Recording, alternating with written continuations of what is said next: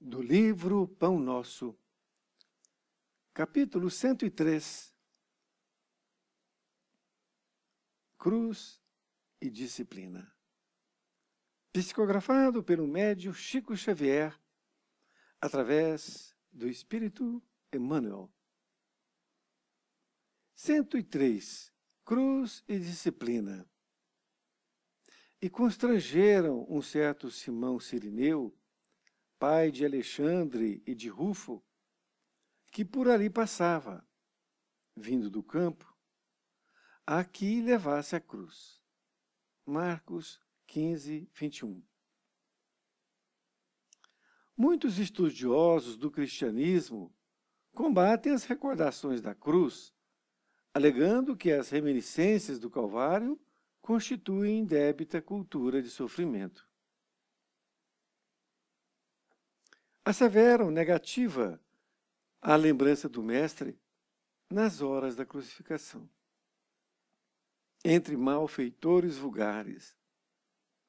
Somos, porém, daqueles que preferem encarar todos os dias do Cristo por gloriosas jornadas, e todos os seus minutos por divinas parcelas de seu ministério sagrado, ante as necessidades da alma humana. Cada hora da presença dele entre as criaturas reveste-se de beleza particular, e o instante do madeiro afrontoso está repleto de majestade simbólica. Vários discípulos tecem comentários extensos em derredor da cruz do Senhor e costumam examinar com particularidades teóricas os madeiros imaginários que trazem consigo. Entretanto, somente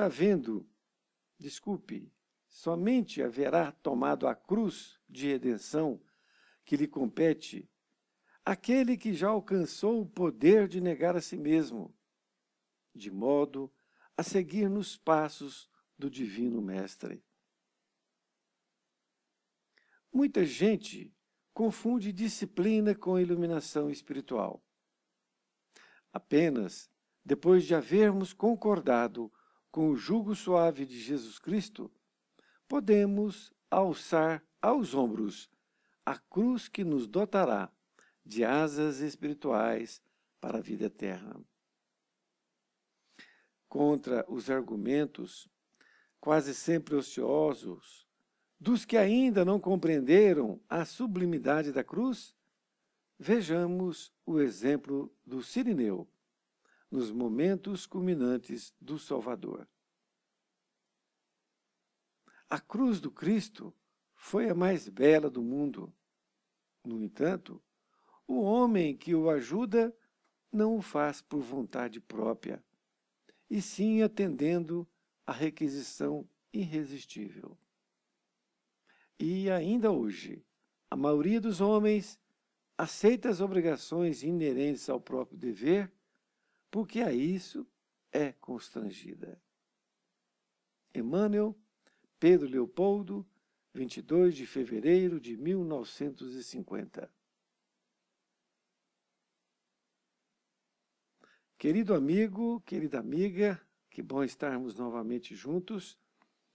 Agora nesse capítulo 103, Cruz e Disciplina.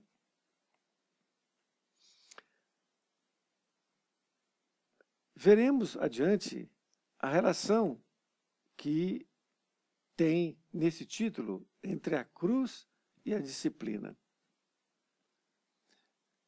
Emmanuel, então, utiliza esse nome, cruz e disciplina, e reporta-se a passagem anotada por Marcos, quando Jesus, então, estava carregando a sua cruz a caminho do monte de Golgotá para ser crucificado.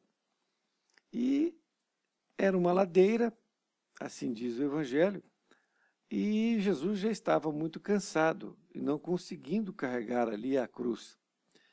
E o guarda, vendo que Jesus não conseguia carregar mais a cruz, ele determinou, por isso que está escrito aqui, constrangeu.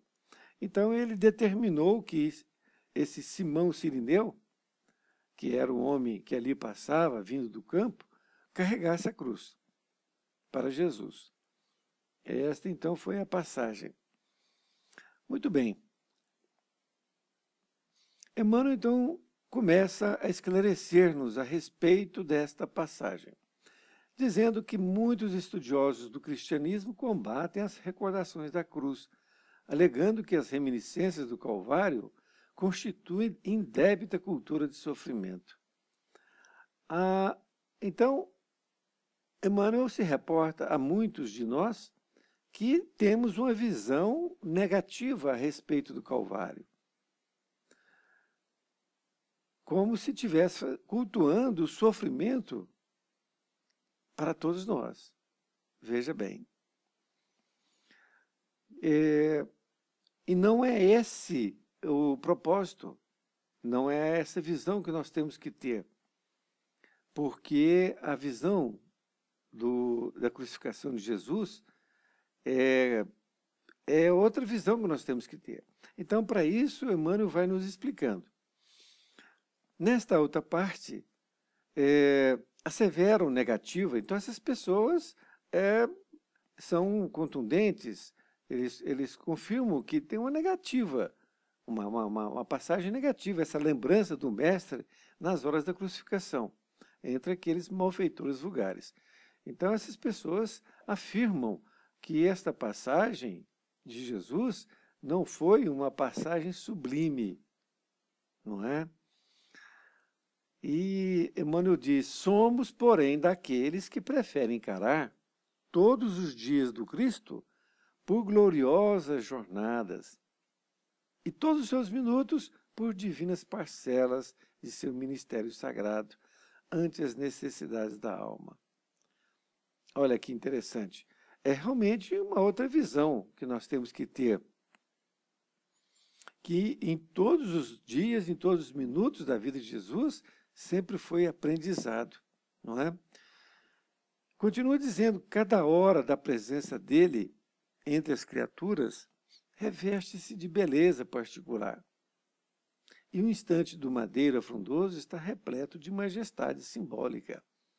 Então, ele está reforçando que nós devemos ter uma outra visão a respeito da crucificação.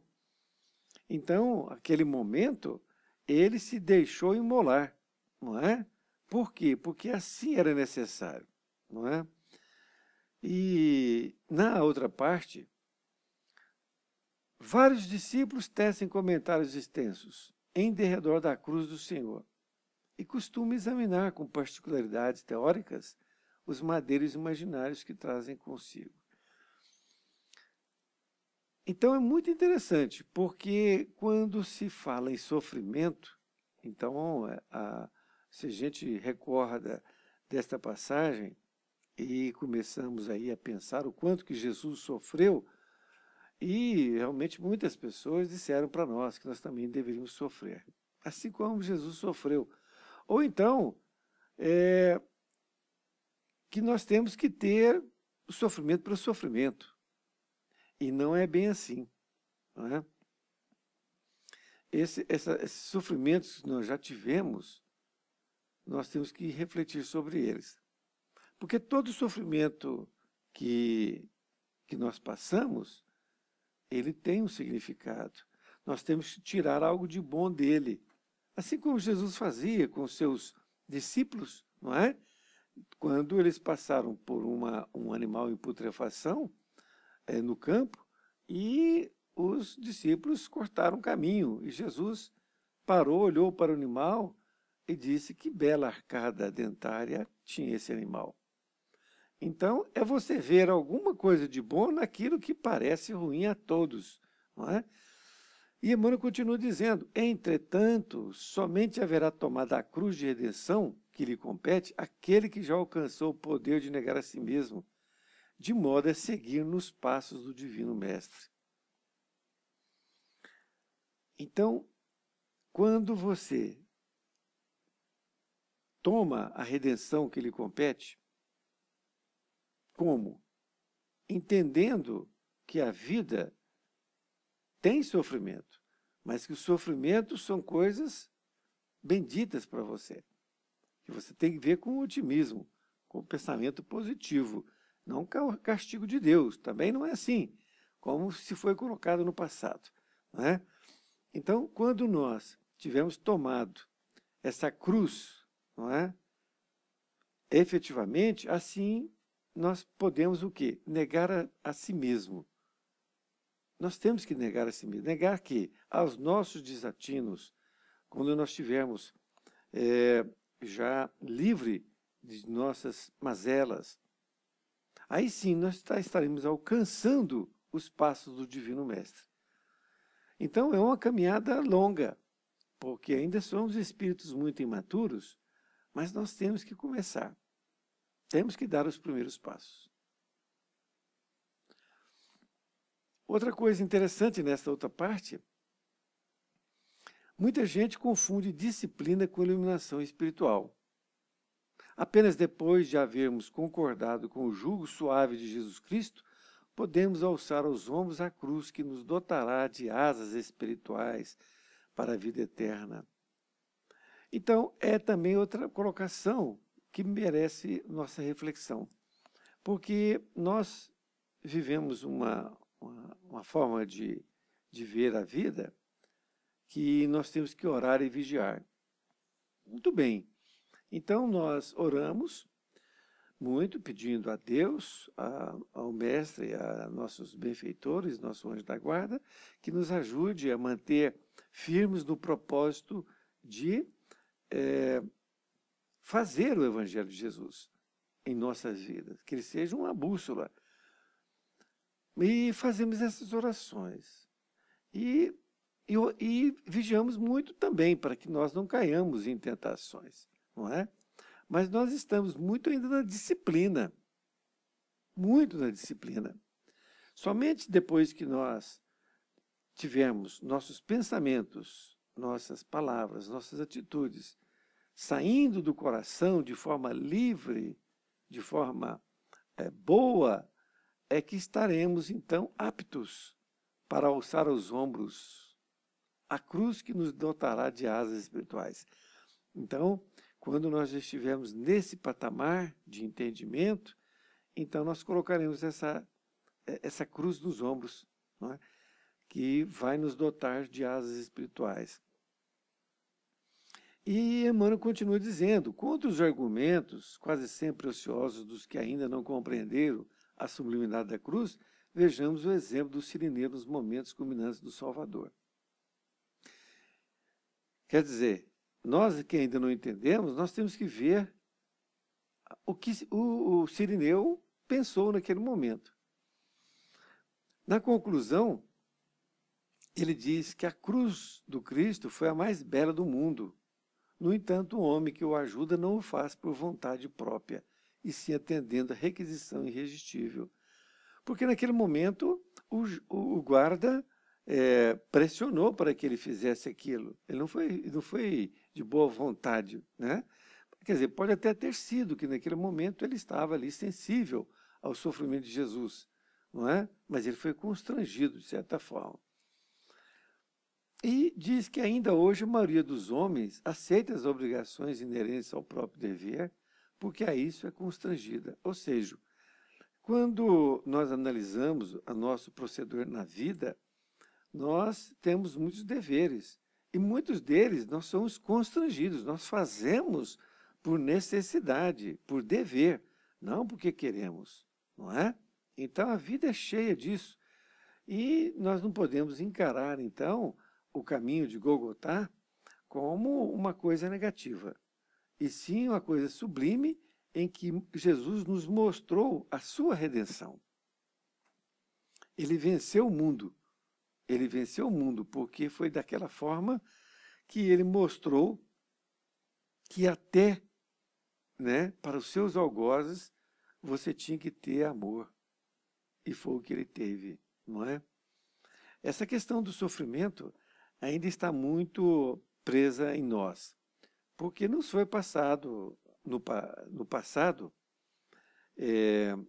que nós deveríamos sofrer, não é? Nós temos, inclusive, Filipinas, se não me engano, desculpe-me se estiver errado, onde existe uma seita que eles, em determinado tempo, eles pegam um chicote e começam a bater em si mesmos nas costas, como se aquilo fosse fazer uma elevação espiritual.